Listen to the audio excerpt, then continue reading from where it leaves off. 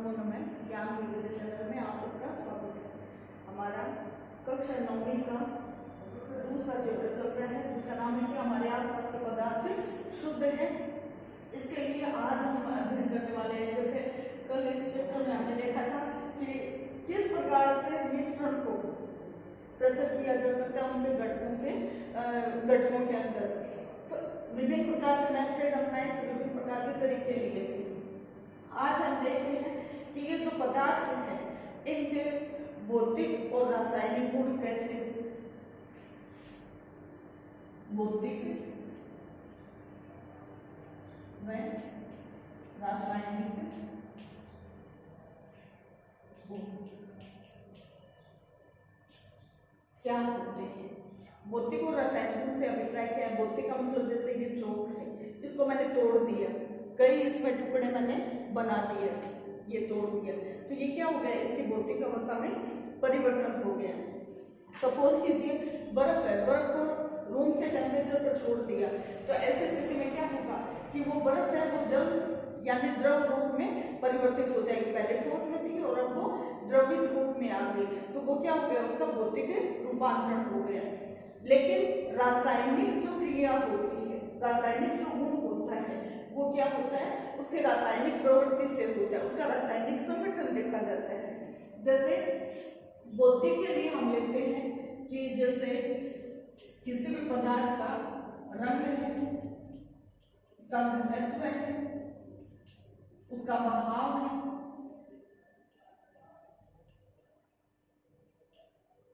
बहाव है, या फिर कठोरता कह सकते हैं, दृढ़ता कह सकते हैं, घनत्व आयु है। इस प्रकार के जो गुण होंगे, जैसे हमने पहले भी लिया है गलनांक और क्वचनांक में, अभी मैंने एग्जाम्पल से भी बताया, बर्फ वाले एग्जाम्पल से। तो ये क्या है? द्रव्यनांक का मतलब गलनांक, ठीक है, क्वचनांक दृढ़ता है। ये सब क्या है? भौतिक गुण है। एक पदार्थ जिससे मिलकर के बना हुआ होता है, उस स्थिति में उसके अंदर जो गुण मौजूद होंगे, यदि हम पदार्थ की भौतिक गुणों की बात करें तो वो लगभग उसमें एक जैसे मिलेंगे। अब सपोज कीजिए दो या दो से अधिक घटक मिलकर के किसी पदार्थ को निर्मित कर रहे हैं, तो वो स्थिति के अंदर उसका रासायनिक गुण पहले जैसा था वैसा रहे, कोई जरूरी नहीं होता। जैसे हम एक एग्जाम्पल के द्वारा देख सकते हैं कि घर के अंदर हमारी खाना पकाने वाला ईंधन गैस भी होता है, तो ये जो केरोसिन तेल है उसको भी काम में लेते हैं, जल को भी काम में लेते हैं। यानी खाना बनाने के लिए दो सामग्री हम ले रहे हैं, एक तो तेल ले रहे हैं जो कि हमारा ईंधन के रूप में जिसको हम केरोसिन कहते हैं, एक हम जल ले रहे हैं जिससे कि हम खाने को बनाने में उसकी मदद लेते हैं। अब दोनों में गुणों में देखिए भिन्नता, दोनों के अगर भौतिक गुण देखें तो दोनों में समान है, लेकिन यदि हम रासायनिक गुण की बात करें तो क्या है? दोनों में अंतर लिए हुए है। क्या अंतर है? जल है वो तो आग को बुझाने का काम करेगा, और ईंधन जिसको हम केरोसिन तेल कह रहे हैं वो क्या करेगा?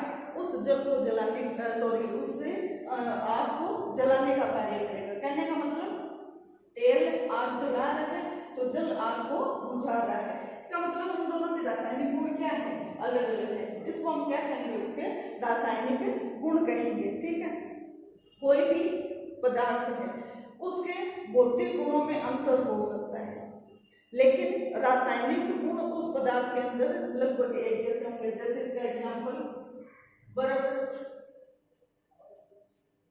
ठोस रूप में, फिर ये जल में आ गए और फिर ये वाष्प रूप में आ गए।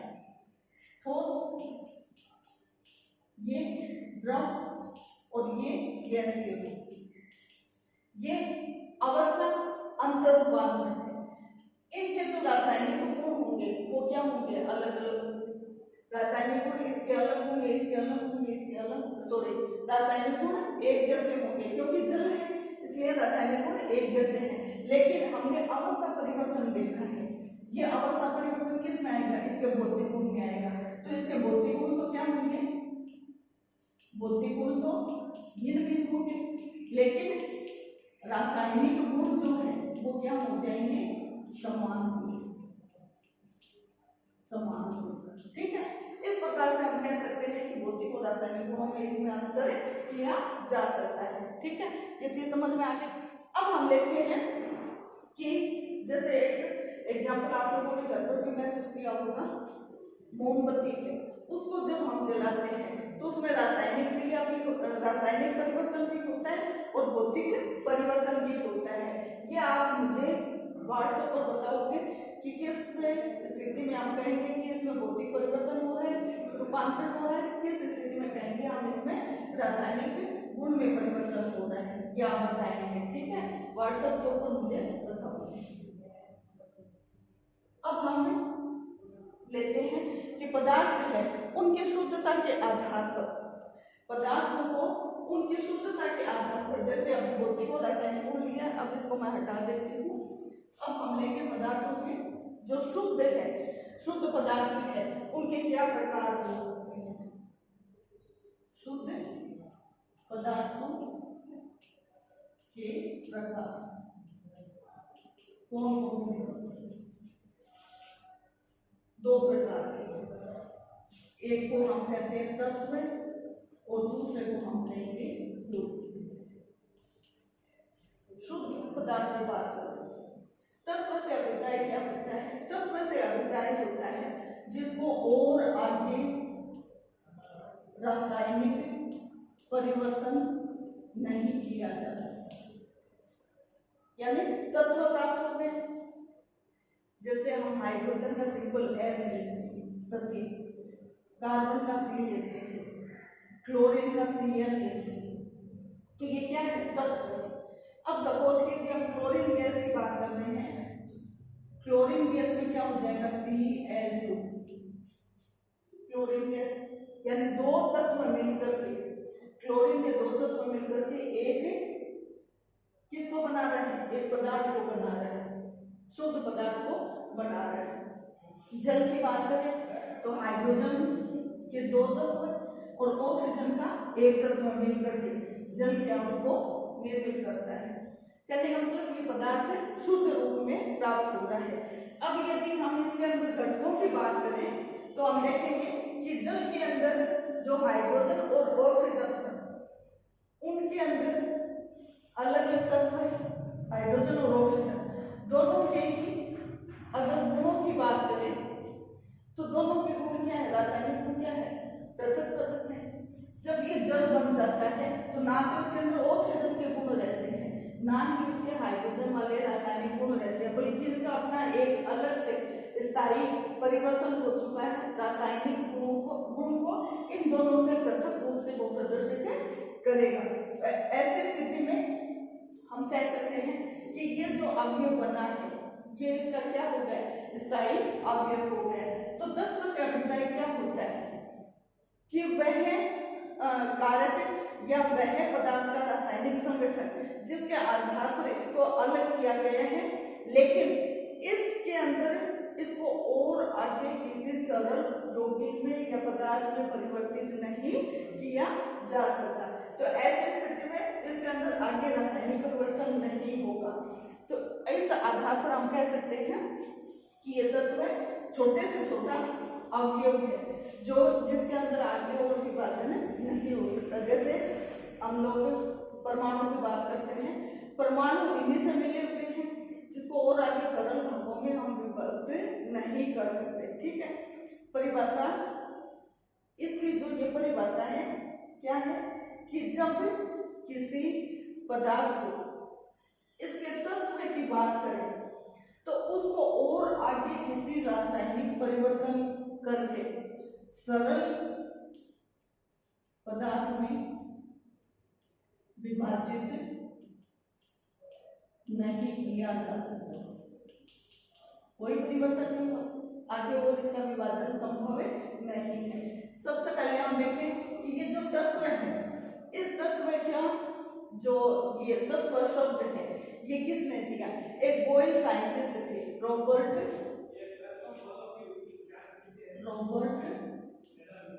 बॉयल। पहले तत्व के बारे में बताया था 1661।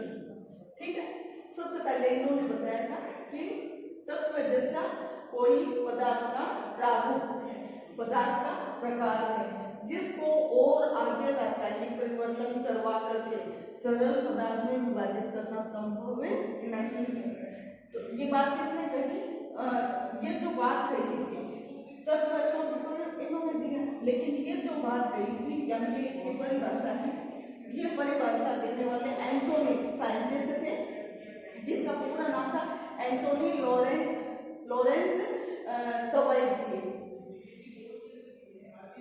ये जो नाम दिया था वो एंटोनी, आप लोग इतना ही याद रख लोगे ना, ये साइंटिस्ट थे, फ्रांस के थे, रसायनज्ञ थे, यानी कि रसायन विज्ञान के साइंटिस्ट थे।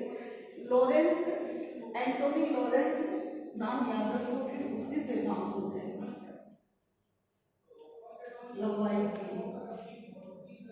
ये इनका पूरा नाम है, फ्रांस के साइंटिस्ट। ठीक है, इन्होंने ये परिभाषा दी थी, तत्व नाम जो था शब्द वो तो इन्होंने दिया था, और इन्होंने क्या दिया था? परिभाषा दी। दो या दो से अधिक पदार्थ मिलकर के तत्व मिलकर के किसी पदार्थ को निर्मित करते हैं, जिसको और आगे यदि हम उस तत्व की बात करें और उस तत्व को और आगे विभाजन करने की बात करते हैं, तब उसमें किसी भी प्रकार के सरल पदार्थ में विभाजन संभव नहीं हो सकता। ये बात है किसने कही थी? एंटोनी लॉरेंस लेवाइजी ने कही थी। ठीक है, ये तो बात होगी हमारे तत्व की। अब अगर हम बात करें तत्व जो है उसको आगे किन प्रकारों में ले सकते हैं या पढ़ सकते हैं, उसके बारे में देखते हैं। तत्वों को एक आवर्त सारणी, जो आप लोग 10th क्लास में जाकर के पढ़ोगे, आवर्त सारणी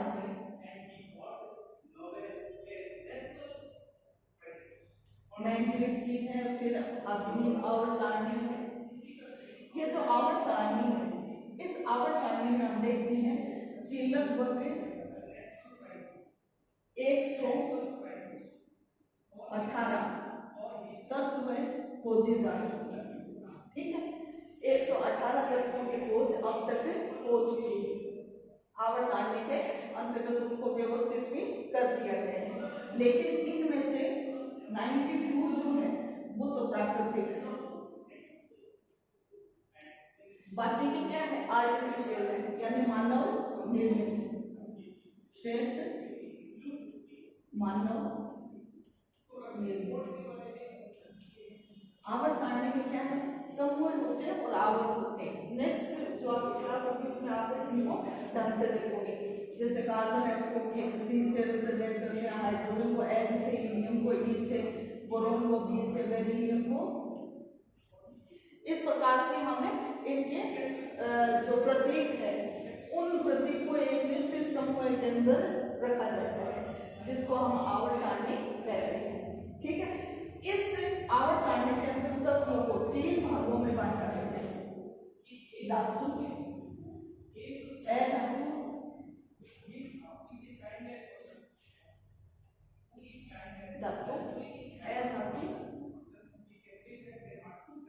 और उपधातु। सम रूप से हम इसका अध्ययन करने वाले हैं।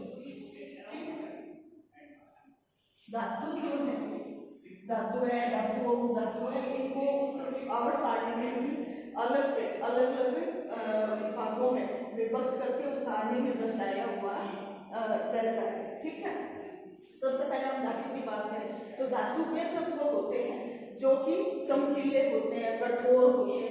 तो गुणों में हमने सबसे पहला गुण ले कि धातु जो है वो चमकीले होते हैं। ठीक है, और ये अधातु क्या होती है? विभिन्न रंगों में पाई जाती है। मोस्टली इन दो का ही हम अध्ययन करने वाले हैं। धातु और अधातु में नॉर्मल हम देखते हैं, जैसे कार्बन है, कार्बन का मतलब कोयला। ठीक है, और एक हम लेते हैं लोहे को, लोहे पर हम चोट पहुंचाए और एक अणु कोयले के ऊपर चोट पहुंचाए तो टूटेगा कौन? कोयले के टुकड़े हो जाएंगे, जबकि लोहे के अंदर उसके टुकड़े नहीं होंगे। इसका मतलब अधातु है वो तो क्या होती है? कोमल होती है, जबकि धातु क्या होती है? कठोर होती है। ठीक है, कार्बन क्या हो गया?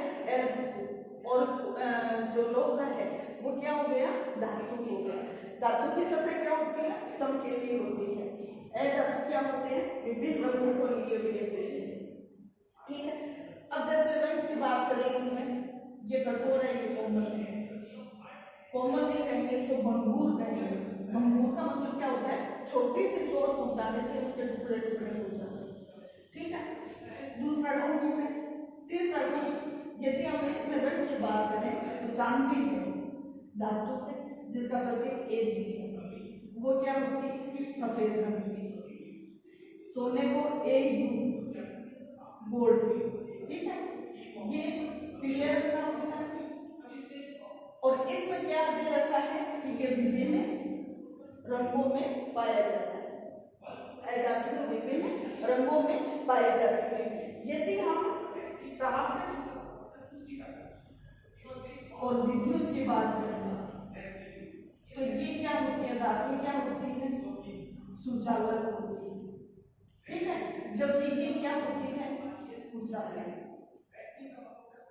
यानी कि ताप को भी क्या करेगी? एक जगह से दूसरी जगह पर ले जाने का कार्य करेगी। जबकि अधातु क्या होती है? ताप की कुचालक होती है। विद्युत की बात करें तो ये विद्युत सुचालक होती है, जबकि अधातु की बात करें तो वो विद्युत की कुचालक होती है। अब हमने जैसे कठोर और भंगुर वाला गुण लिया था, इसी से संबंधित है शब्द आघात।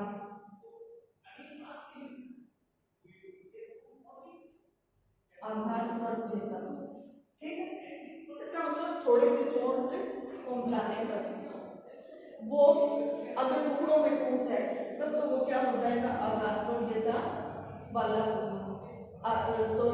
आघात को नहीं दर्शाएगा। जबकि लोहा है वो आघात कितनी ही चोट पहुंचाते हैं, धातु में जो भी होती है कितनी चोट पहुंचाए वो फैलता जाएगा, उसमें किसी प्रकार का टूटने का गुण नहीं पाया जाएगा। ठीक है, अब हम बात करें तन्यता की। तन्यता का मतलब क्या होता है? थोड़ा सा गर्म करके उसको अगर हम खिंचाव रखें तो वो क्या होता है? तनता रहता है, खिंचता रहता है। जैसे इसका एग्जाम्पल हम सोने से लें तो सोने का जो तार होता है 1 ग्राम का तार, उसको 1 किलोमीटर तक लंबा खींच सकते हैं, इतनी उसमें तन्यता पाई जाती है। जबकि अधातु के अंदर ऐसे तन्यता नहीं पाई जाती है। ये तो तन्यता रखता है और क्या है? तन्यता नहीं रखता। एक प्रतिध्वनि शब्द सुना होगा, प्रतिध्वनि। प्रतिध्वनि का मतलब क्या होता है? जैसे हमारे स्कूल में घंटी होती है, उस पर जब हम चोट पहुंचाते हैं तो उसमें क्या आती है? आवाज आती है ना, कंपन होती है, आवाज आती है। तो वो क्या है?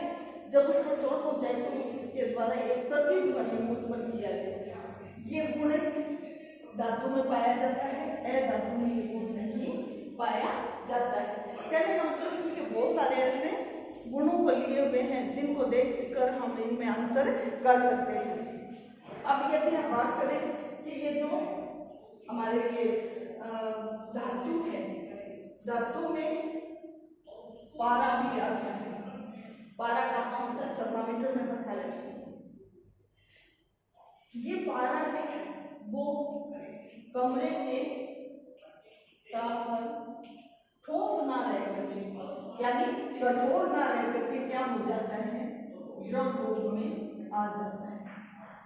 ये एक इसका अपवाद है। ठीक है, तो इस प्रकार से हम कह सकते हैं कि इसके अंदर ऐसे अवयव हैं जो कि कमरे के ताप पर ही ठोस रूप में नहीं रह करके लिक्विड रूप में आ जाते हैं। पारे को आपने नोटिस भी किया होगा, टेम्परेचर बढ़ता है वैसे वैसे क्या होता है? वो द्रवित होता है, वो फैलता है। फैलने से क्या होता है, टेम्परेचर को बताता है कि इसको बुखार है या इसका तापमान बढ़ चुका है। ठीक है, उपधातुओं का मतलब क्या होता है कि ऐसे धातु जो कि ये जो धातु और अधातु, ऐसे तत्व जो धातु और अधातु दोनों के गुणों को प्रदर्शित करता है, जैसे बोरोन,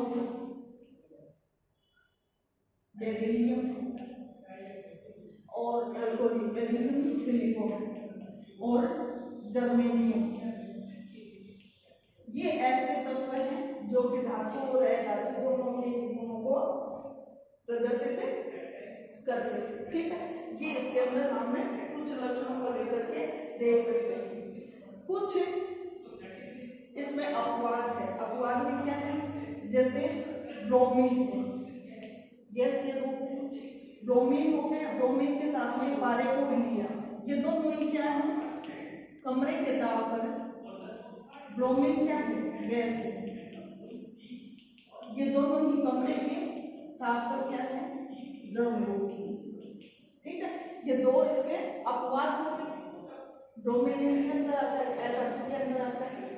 कुल मिलाकर के 11 ऐसे गैस है, तत्व है, 11 तत्व ऐसे हैं जो कि सिर्फ गैसीय रूप में पाए जाते हैं। बाकी क्या होंगे, ठोस रूप में या भंगुर प्रकृति के पाए जाते हैं। लिक्विड में क्या दे दिया, द्रवित रूप में क्या दे दिए, ये दो अवयव हैं जो कमरे के ताप पर ही लिक्विड रूप में पाए जाते हैं। ठीक है, ये इसके अपवाद कह सकते हैं या इसके ये विशिष्ट रूप कह सकते हैं जो कि इसके अंदर पाए जाते हैं।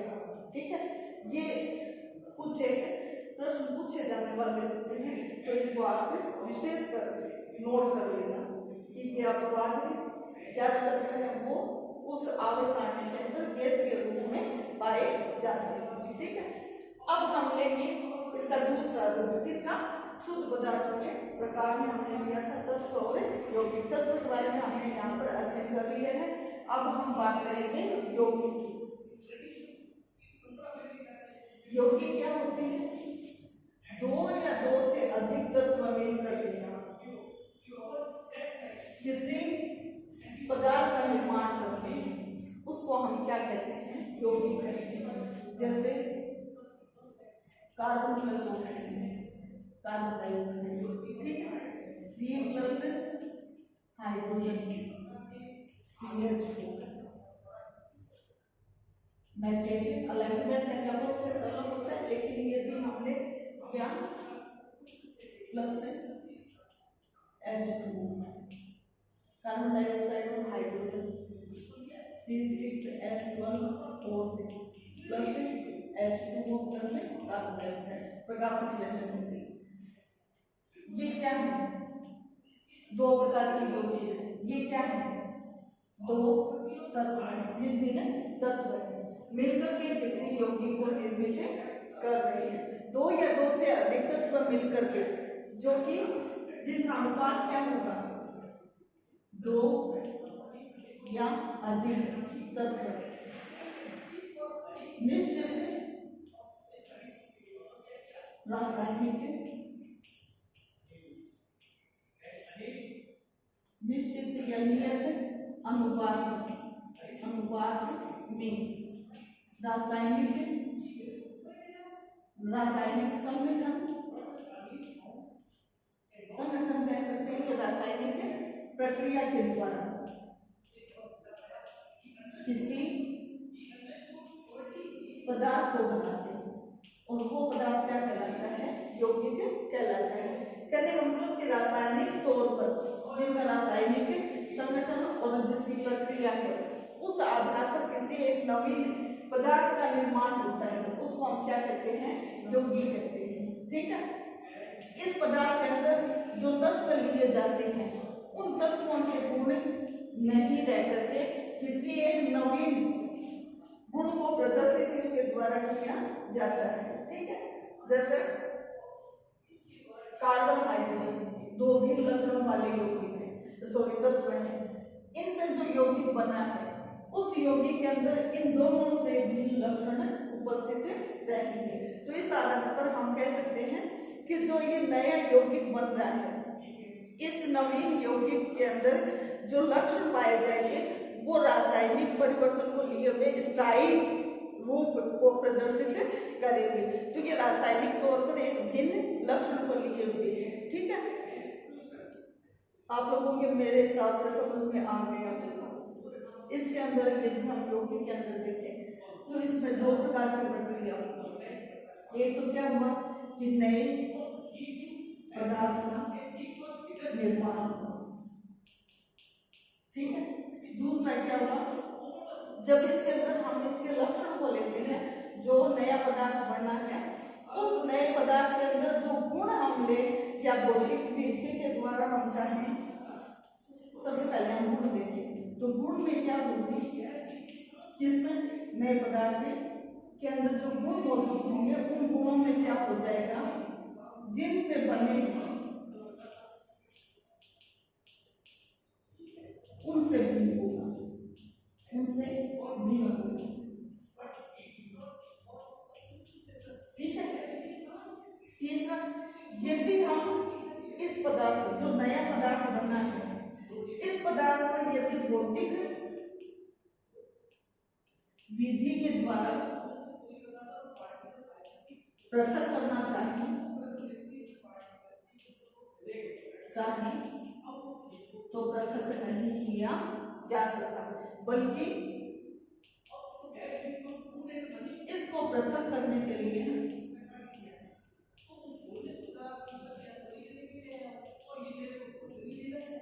रासायनिक या विद्युत रासायनिक क्रिया से ही संभव। ठीक है, इसको यदि हमें पृथक करना होगा तो हम नॉर्मल जो भौतिक विधि है उससे हम इनको पृथक नहीं कर सकते, बल्कि इसके लिए क्या करना पड़ेगा, हमें या तो रासायनिक विधि को काम में लेना पड़ेगा या फिर विद्युत रासायनिक प्रक्रिया को। जैसे हमारे पास में जैसे नमक का पानी, ठीक है, हालांकि मिश्रण में आएगा, नमक वाला पानी, इसके लिए हमने एक विधि को इस्तेमाल किया था। उस विधि में हमने देखा था कि किस प्रकार से नमक को हटाने जल का वाष्पीकरण होने के बाद में हमें नमक प्राप्त हो जाता है। ठीक है, ऐसे ही जैसे NaCl, सोडियम क्लोराइड, जिसको हम नमक कहते हैं, इसमें से सोडियम क्लोराइड को पृथक करना है, अलग अलग करना है, तो हमें क्या करना पड़ेगा, विद्युत रासायनिक प्रक्रिया को अपनाना पड़ेगा। उसके फलस्वरूप ही इनको इसके अवयवों में विघटित किया जा सकता है। ठीक है, आगे समझ, यदि इन अवयवों को पृथक करना होगा तो हमें विशेष प्रोसेस को इस्तेमाल करना पड़ेगा। इसके लिए एक आप लोगों के बुक में एक प्रयोग दिया हुआ है कि कक्षा के कुछ विद्यार्थियों को दो समूह में, चार सदस्यों को दो समूह में बांट दिया जाता है। एक समूह को कार्बन और सल्फर, आयरन और सल्फर का मिश्रण दिया जाता है।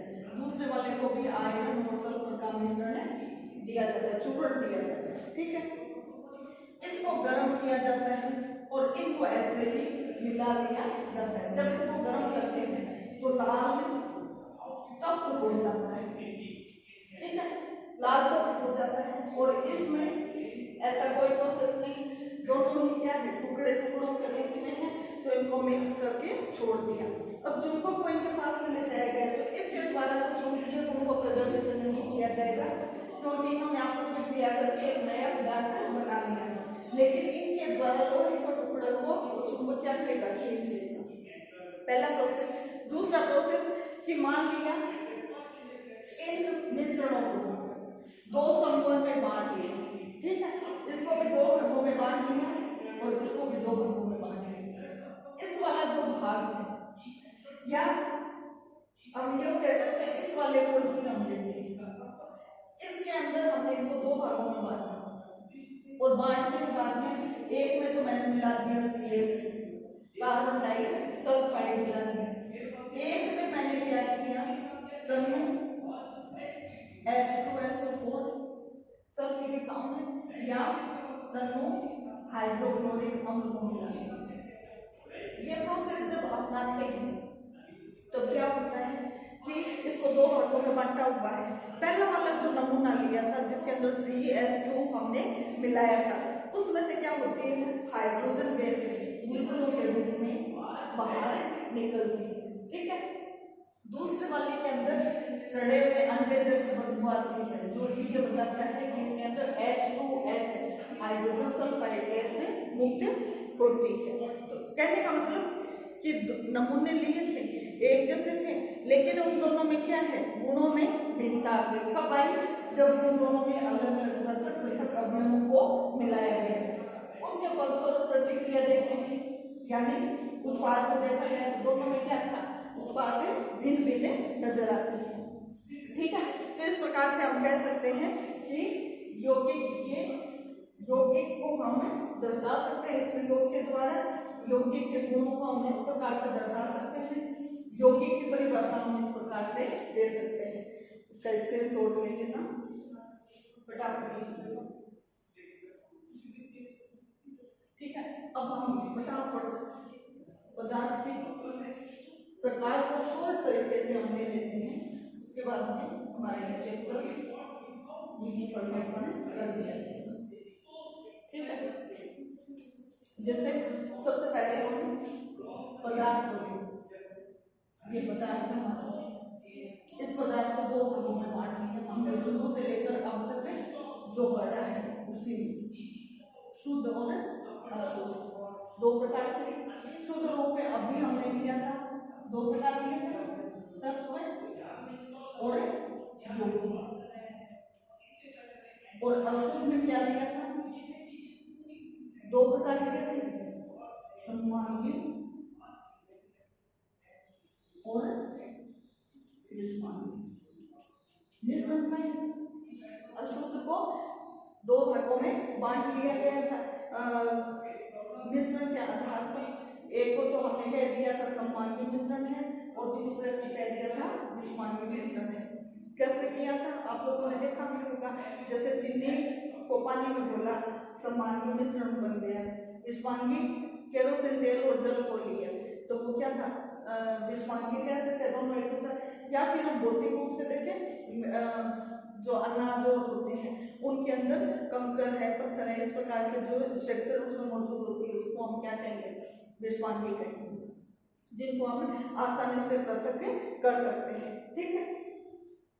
तत्व अभी हमने लिया था शुद्ध फॉर्म में है और रासायनिक क्रिया पर एक रासायनिक संगठन जब बना लेता है या बन जाता है या रासायनिक जो प्रोसेस है उसके द्वारा और अधिक सरल पदार्थ में इसको विभक्त नहीं किया जा सकता, जिसके एग्जाम्पल भी हमने लिया था जैसे कार्बन है हाइड्रोजन है ऑक्सीजन है, इस प्रकार से ये तत्व आवर्त सारणी में मौजूद होते हैं जिनके बारे में हमने अध्ययन किया था। यौगिक क्या थे दो या दो से अधिक तत्वों से बने हुए थे, जैसे जल है CH4 है, इस प्रकार के कार्बन डाइऑक्साइड है, ये क्या है यौगिक है जो एक भिन्न अनुपात में पाए जाते हैं या मिलते हैं, ठीक है।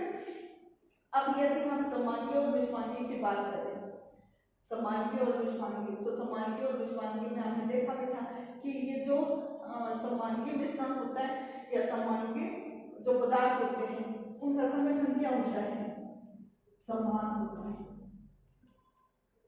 और ये क्या होते हैं असमान संगठन वाले,